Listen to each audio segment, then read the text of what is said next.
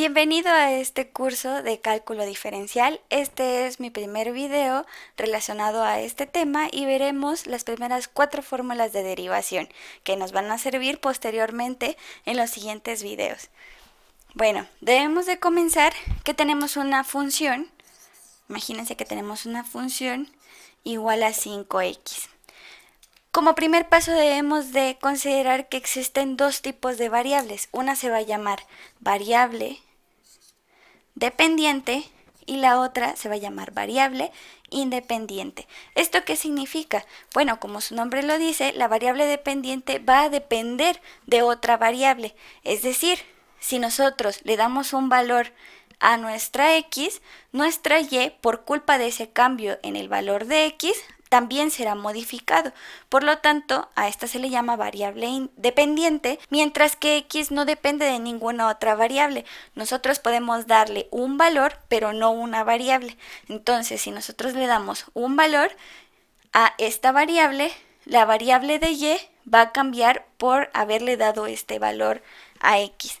Entonces, teniendo en cuenta eso, sabemos que cuando hacemos una derivada vamos a hacer la derivada de y con respecto de x, en este caso. Entonces, vamos a conocer cuál es nuestra primera fórmula de derivación. Entonces nos dicen que cuando encontremos la derivada de una constante respecto a x va a ser igual a 0, debido a que pues es una constante y esta constante no depende de x. Por lo tanto, los cambios de esta constante respecto a x no existen, son igual a 0. Mientras que si tenemos la derivada de x con respecto de x, esto va a ser igual a 1. Nuestra tercera fórmula de derivación es la combinación de estas dos. Nos dicen que la derivada con respecto a x de una función que tiene una variable y una constante va a ser igual a mi constante multiplicada por la derivada de la variable respecto a la variable, ¿no? Entonces va a ser la constante multiplicada por, en este caso, la derivada de x con respecto a x. Y nuestra cuarta fórmula va a ser que cuando tengamos una función que conste de una suma, por ejemplo, u más b más w respecto a x, esta la podemos descomponer y formar la derivada de u con respecto a x más la derivada de v con respecto a x más la derivada de w con respecto a x. Y a cada una de ellas le vamos a hacer su derivación.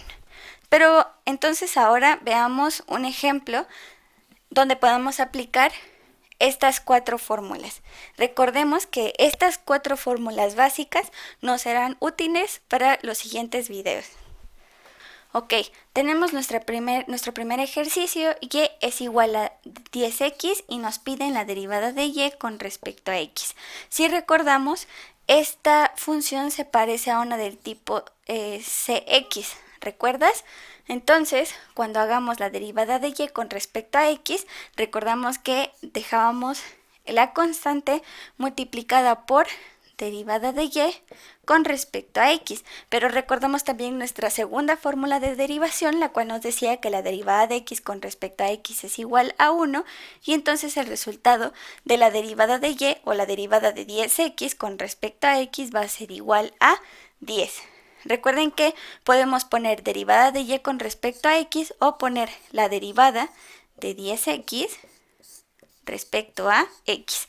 Cualquiera de estas formas es válida y también a veces se acostumbra como y', porque estamos haciendo ya la derivación de y.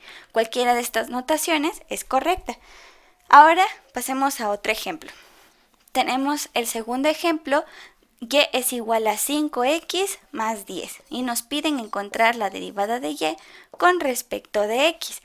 Si observamos bien nuestra fórmula, recordamos que se parece un poco a la de u más b más w, solo que aquí tenemos solo dos componentes en la función, pero recordamos que nos decían que podíamos separarlas y entonces poder hacer la derivación. Entonces vamos a separarlas, va a ser la derivada de 5x con respecto a x más la derivada de 10 con respecto a x.